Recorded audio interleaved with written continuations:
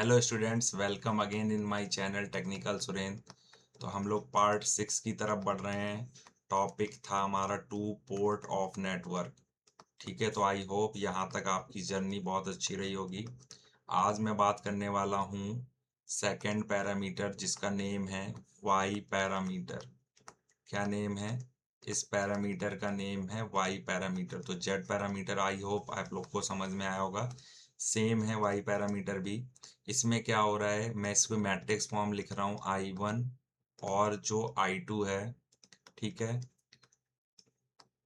Y1 Y12 Y21 और Y22, right. और यहाँ पे हो जाएगा ये V1 V2, ये मैट्रिक्स फॉर्म हो गई, राइट। मैट्रिक्स फॉर्म के बाद मैं इसकी कौन सी फॉर्म लिखूंगा? इक्वेशन फॉर्म लिख रहा हूँ। ठीक है, इक्वेशन के फॉर्म में I1 के करस्पॉन्डिंग Y1 के साथ क्या मल्टीप्लाई हो के आ जाएगा? V1। तो Y11 V1 plus Y12 V2। ठीक है बेटा। और I2 के साथ क्या आएगा? Y21 V1 plus Y22 V2। तो यहाँ पे आप देख पा रहे होंगे, हम V1 और V2 की कोई भी वैल्यू पुट कर सकते हैं। जैसे जैसे हम V1 V2 की वैल्यूज को चेंज करेंगे तो V1 और V2 ये दोनों क्या हैं? इंडिपेंडेंट हैं। इनकी वैल्यू किसी पे डिपेंडेंट नहीं है। ये इंडिपेंडेंट वेरिएबल की तरह वर्क कर रहे हैं, यानी इनकी वैल्यू आप रखने के लिए आप इंडिपेंडेंट है। डिपेंडेंट वेरिएबल क्या है? तो लेफ्ट साइड में जो I1 I2 की वैल्यूज हैं वो किस पे डिपेंड कर रही है? V1 और V2 पे, बिकॉज ये तो पैरामीटर हैं। Y1 Y12 Y21 और Y22 ये तो सारे क्या हैं? पैरामीटर हैं। तो पैरामीटर ये I1 I2 क्या हो गए? डिपेंडेंट, क्या हो गए? Dependent variables. क्या हो गए बेटा? डिपेंडेंट वेरिएबल्स हो गए। नाउ यहाँ तक की जर्नी आपको समझ में आई। Now come to the main point.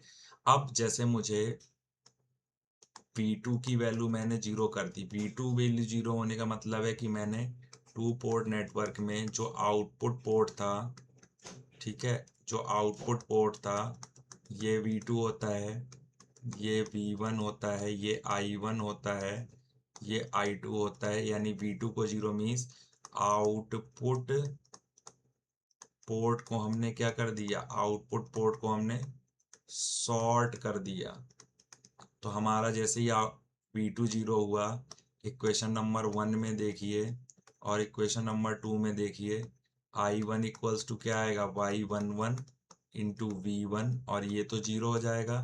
तो Y11 की वैल्यू हो जाएगी I1 ओवर V1। ये कंडीशनल है, कब? जब V2 इक्वल्स टू जीरो होगा। अब I ओवर V को हम लोग एडमिटेंस बोलते हैं। क्या बोलते हैं? एडमिटेंस। तो क्या होगा? इस सेम पोर्ट का है, मतलब I1 भी इनपुट पोर्ट का, V1 भी इनपुट पोर्ट का, यानी दोनों सेम पोर्ट के हैं, तो इसको बोलेंगे ड्राइविंग पॉइंट। क्या बोलेंगे? Driving point input impedance, input admittance. क्या बोलेंगे? Driving point input admittance. Admittance क्यों?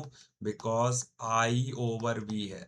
वैसे ही वैसे ही यहाँ पे सेकंड वाली इक्वेशन में क्या बन जाएगी? I2 equals to Y21 into V1 plus zero, because V2 तो जीरो है।